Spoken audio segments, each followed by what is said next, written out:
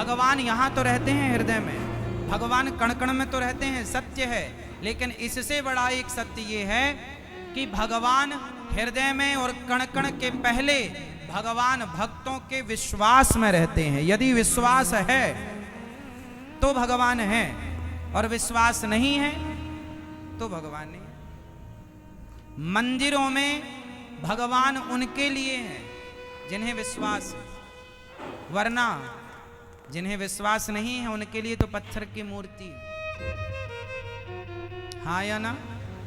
इसलिए भगवान को पाना हो तो पहले अपने विश्वास को मजबूत बनाओ।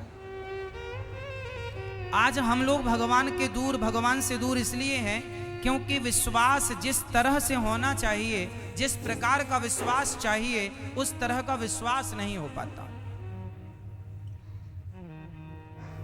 विश्वास मंत्र जाप मम दृढ़ विश्वासा,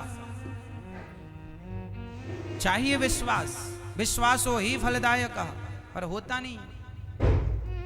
विश्वास टूट जाता है, कई बार टूट जाता है। आप में से कभी किसी का विश्वास टूटा भगवान से? टूटा?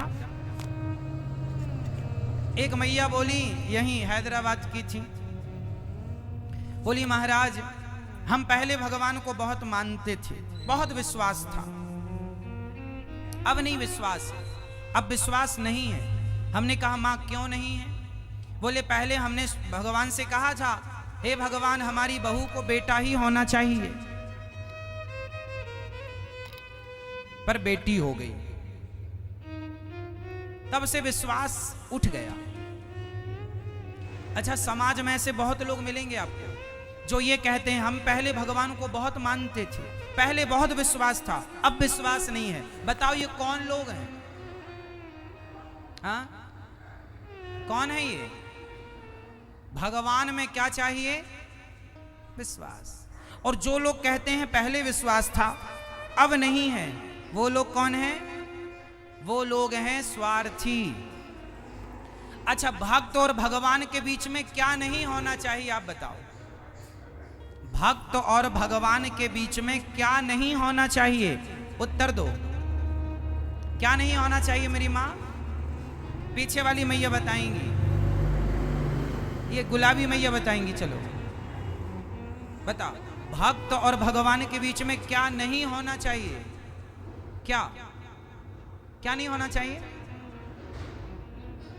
भक्त और भगवान के बीच में कभी एक चीज है जो नहीं होनी चाहिए, और वो है